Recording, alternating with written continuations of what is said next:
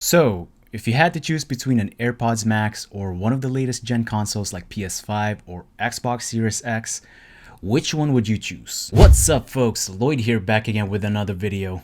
So I was planning to do a different video this week and not talk about anything Apple stuff since that's all I've been uploading in the past 4 weeks. And I don't want to turn my channel into some Apple expert wannabe because I'm not.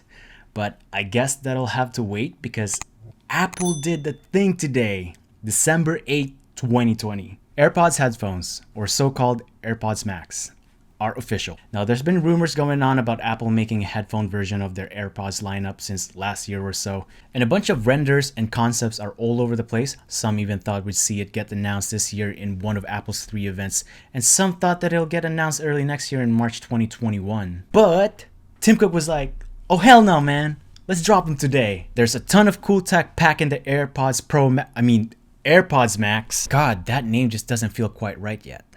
Thumbs up this video if you agree. Now the real question is, should you get one or should I get one? Because that price tag is super ridiculous and a bunch of Twitter users were not having it at all. Obviously though, there's no way we can assess something we don't have, and I think 99% of the people out there like myself were expecting a price tag of anywhere from $349 to probably $449 as well. But I think for $549, those Sony XM4 or Bose QC700 are looking really amazing right now. The only headphones I saw with a similar price tag that Apple has for their AirPods Max is the Dolby Dimensions headphones, which cost $600 back then. Anyways, there's a lot of things going on, but if you think about it, we gotta look at this as a new product line for Apple since they've been known for their iconic white earpods and toothbrush looking AirPods. But in terms of an over-ear noise cancelling headphones, this is totally a brand new product line for Apple. And I don't count Beats headphones as theirs because Beats was originally founded by Dr. Dre. Okay, I wouldn't quite say that this is a first-gen product by Apple though, because Apple is known to develop tech and putting R&D into one product and then implementing that to another. Most recent product examples, their AirPods Pro. It's got high fidelity sound, active noise cancellation, transparency mode, adaptive equalizer, all that stuff, and those features basically trickled down to the new AirPods Max but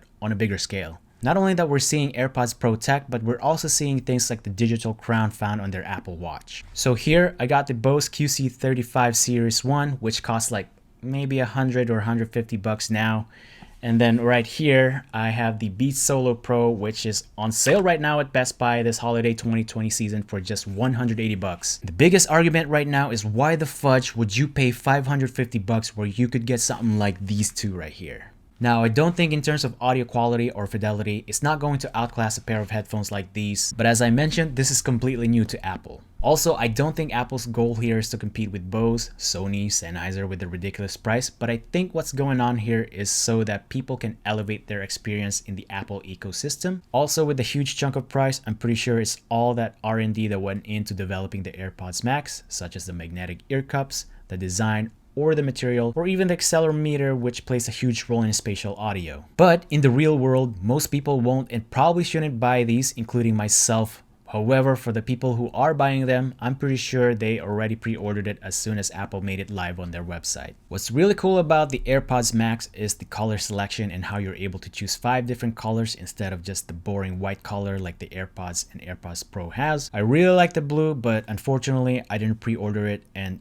probably will never be buying it for a long time since I can't justify the price, guys. But I'm curious to see though what your favorite color is if you were to get one or if you already pre-ordered one. Another cool thing too with the AirPods Max is that you get 2 H1 chips, one on each side of the ear cups and stuff, which basically allows for instant pairing, kind of like the Beats headphones, AirPods, and AirPods Pro. So it's really interesting what that will translate to as far as performance and audio quality goes. Also, another new feature that we don't really see on the AirPods Pro is spatial audio with head tracking. So again, a lot of the cost here is from the tech that went into this and the R&D. And if you've experienced spatial audio before, like in movie theaters with Dolby Atmos, it is no joke. Sounds are not only coming from the left and the right, but from the front, behind, corners, above you, below you, and as you move your head, it's almost like you're fully immersed in that space. Think of it like this. Pretend you're watching a movie and the dialogue or action is directly in front of you. And if you were to move your head, say you turn around, the sound of that dialogue or action will probably shift over, and so that's where I think there's some pretty big leap when it comes to the audio experience going on around here. For the design itself though, it's kind of questionable, so I'm curious to see if some YouTuber out there will do some bending or twisting tests. I mean, look at my Bose QC35.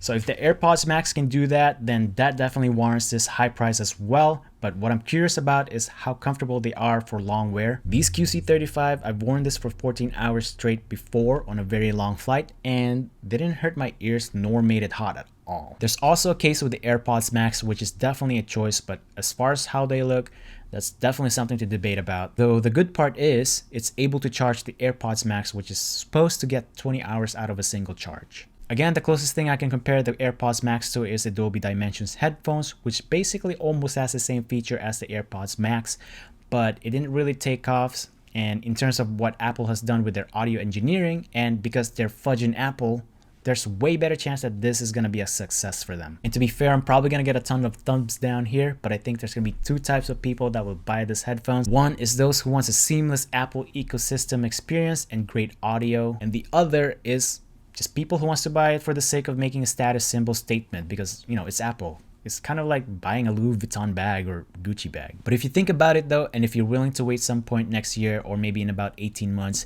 there will most definitely be a newer version of AirPods Max, which will definitely drive the cost of the Series 1 AirPods Max down and possibly lead to a mid-range, though still pricey kind of product. But I'm predicting still somewhere between $349 to $399 price tag or less. Aside from that though guys, that's just my 2 cents on it. I'm not buying it, I'm not pre-ordering it, I'm not going to be doing an unboxing video of it in the next couple weeks, months, years ahead. But let me know down in the comments if you're thinking of getting one yourself, or if you already purchased it, or if you're just going to skip it like me. Anyways, that is all for this video guys. Thank you so much for watching. If you found this video informative in some sort of ways, it would be really appreciated if you give it a thumbs up and possibly subscribe. But other than that, I'll catch you guys in my next video. Peace.